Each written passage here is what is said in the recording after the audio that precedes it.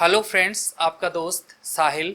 आप देख रहे हो अपना यूट्यूब चैनल साहिल टेली वीडियो। काफ़ी स्टूडेंट्स ने बताया कि सर हम जैसे ही कोई भी कोर्स करते हैं या आईटीआई करते हैं या कोई भी डिप्लोमा कंप्लीट करते हैं और किसी भी कंपनी के अंदर वो जाते हैं इंटरव्यू के लिए, तो सबसे पहले उनको अपना बायोडाटा देना होता है जिसको बोलते हैं रिज्यूम। तो एमएस वर्ड के अंदर अपन एकदम सिंपल तरीके से रिज्यूम है वो कैसे क्रिएट कर सकते हैं। तो आज का अपना ये रहेगा कि मैं एकदम से सिंपल तरीके से आपको एक अपना खुद का रिज्यूम कैसे बना सकते हैं और अपना डाटा उसमें कैसे ऐड कर सकते हैं, फीड कर सकते हैं फ्रेंड्स। हेलो फ्रेंड्स, अभी अपन पीसी पे आ चुके हैं।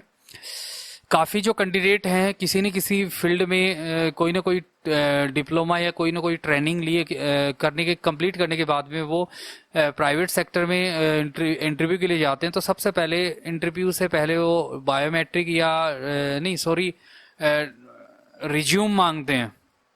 तो काफ़ी स्टूडेंट ऐसे हैं जिनको रिज्यूम बनाने में दिक्कत आती है। तो मैं आज आपको एक सिंपल तरीका बता देता हूँ। आप उस फॉर्मेट के आधार पे अपना रिज्यूम है वो तैयार कर सकते हैं। तो आपको स्क्रीन पे दिखाई दे रहा होगा। तो सबसे पहले आपको क्या करना है, कुछ सेटिंग आपको करनी होती है। तो वो सेटिंग्स मैं आपको बता देता हूँ। विन वर्ड में जाए, एमएस वर्ड में जाएंगे। आपको सबसे पहले विन वर्ड आपको लिखना है और विन वर्ड लिखने के बाद में सबसे पहले आपको यहाँ पे पेज लेआउट में जाना है और यहाँ पे आपको पेज की साइज में जाना है या मोर साइज में जाने के बाद में A4 या कौन सा पेपर लेटर पेज में यूज करना चाहो तो लेटर में।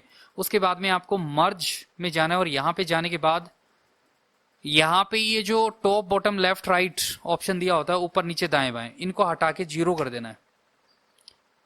जिससे क्या होगा, जो स्पेस वगैरह जो प्रोसेस रहेगी वो नहीं रहेगी पेज पर, इस प्रकार से। और ओके कर देना है। जिससे क्या होगा कि आपका जो पेज है उसमें मार्जिन है बिल्कुल कम हो जाएगा। तो इस प्रकार से आपको सेटिंग कर लेनी है।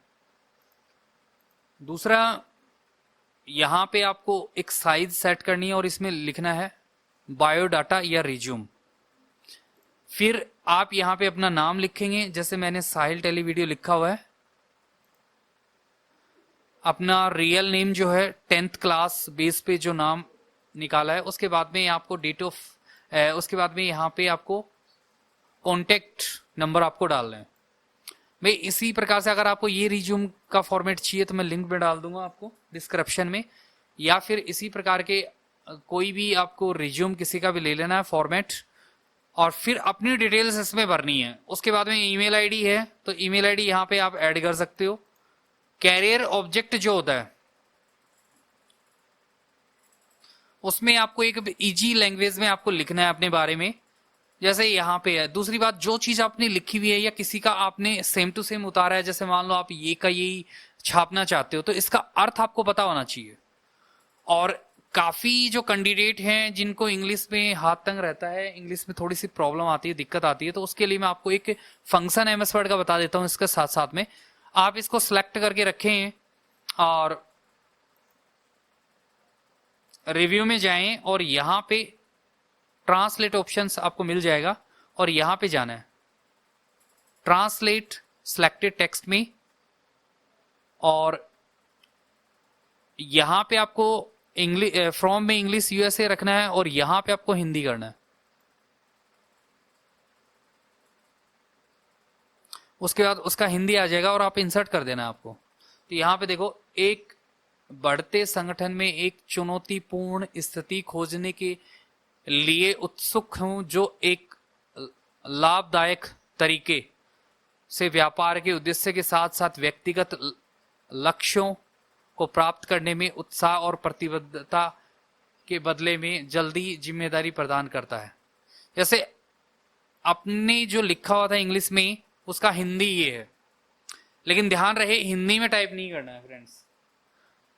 उसके बाद में एकेडमिक बैकग्राउंड्स लिख सकते हो या एजुकेशनल क्वालिफिकेशन आप दे सकते हो, जैसे एमए, एमकॉम, बीकॉम, बीएससी जो भी आपने किया हुआ है, कौन से ईयर में किया हुआ है, बीए कौन से ईयर में आपने किया हुआ है, सीनियर आपने 12th पास आउट कब किया और 10th पास आउट कब किया। फिर प्रोफेशनल क्वालिफिकेशंस का मतलब ये होता है कि आपने क्या क्या चीज़ें की हुई है।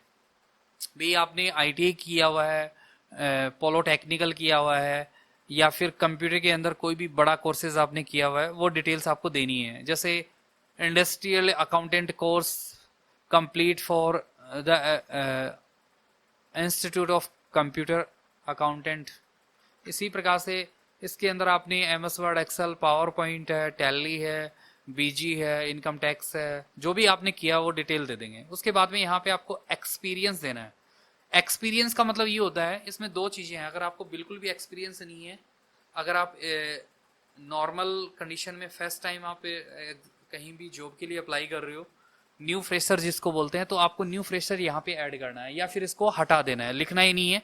और आपने कहीं पे 2 महीने, 6 महीने या 1 साल, 2 साल कहीं भी किसी कंपनी में या कहीं भी कोई भी काम किया हुआ है जो आपने कोर्सेज किया उसके अकॉर्डिंग, तो यहाँ पे आपको डालना है।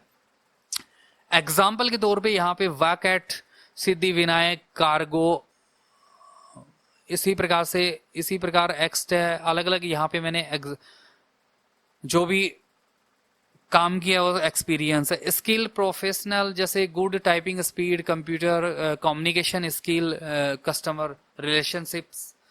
इसमें आपको ऐसी कोई चीज डालनी है जिसके बारे में बहुत ज्यादा आपको नॉलेज हो। जैसे गुड टाइपिंग स्पीड, मैं काम करने में अच्छा हूँ कंप्यूटर के अंदर, और मैं जो भी कस्टमर आता है उसके साथ में रिलेशनशिप मतलब कम्युनिकेशन मेरा अच्छा होता है। इसी प्रकार हिंदी और इंग्लिश मोस्टली आपको लैंग्वेज आनी चाहिए। इसके अलावा मोर लैंग्वेज अगर आपको आती हैं तो वो तो है ही, हिंदी और इंग्लिश कंपलसरी है। इंटरेस्ट और हॉबीज, जैसे यहाँ पे जो हॉबीज कैंडिडेट ने दी हुई है वो ये है कि हिंदी, म्यूजिक और प्ले क्रिकेट। आपको उसके बारे में पूरा नॉलेज होना जरूरी है। जो भी इंटरव्यू लेने वाला कैंडिडेट है, आपका जो बायोडाटा है उसमें एक एक चीज जो आपने लिखी हुई है उसी के आधार पे आपसे क्वेश्चन है पुटअप करता है। तो हिंदी म्यूजिक अगर आपने लिखा हुआ है तो म्यूजिक के बारे में आपसे पूछ सकता है। क्रिकेट के बारे में अगर आपने ऐसा कैसा छाप दिया और आपको क्रिकेट के बारे में कुछ नहीं पता है तो आपको दिक्कत हो सकती है। यहाँ पे पर्सनल डिटेल्स आपको देनी है, जैसे आपका नाम, father's name, date of birth, married या अनमैरिड हो गया, सेक्स मेल या फीमेल है, कैटेगरी किस में आते हो, और रिलेशन क्या हिंदू है या जो भी है, और एड्रेस वगैरह आपको देना है। और बाकी जो डिटेल है, प्लेस स्थान का नाम है, डेट है, और साइन वगैरह जो भी होते हैं वो टोटल डिटेल्स आपको देनी है। तो इस आधार पे ये जो फॉर्मेट है, इस फॉर्मेट के आधार पे आप अपना खुद का बायोडाटा आप बना सकते हो। जैसे कि एग्जांपल के तौर पे आपका नाम क्या है, जैसे यहाँ पे लिखा हुआ है, मैं इसको यहाँ पे बैक स्पेस से हटा रहा हूं और यहाँ पे नाम लिख दिया, जैसे मैंने साहिल सैनी कर दिया। फोटो अपनी लगा सकते हो आप, जैसे आप यहाँ पे गए, कोई भी फोटो आप इंसर्ट करना चाहो तो कर सकते हो। एग्जाम्पल के तौर पे जैसे आप इंसर्ट में गए और पिक्चर पे क्लिक किया और अपने कंप्यूटर में फोटोज होनी चाहिए। एग्जाम्पल के तौर पे मैंने यहाँ पे कोई भी एक इमेज ले ली और इंसर्ट कर दिया और ये इमेज आपकी आ चुकी है। तो अपने कंप्यूटर में आपकी इमेज होनी जरूरी है और उसी के आधार पे आप अपना जो इमेज है उसको सेट कर सकते हो।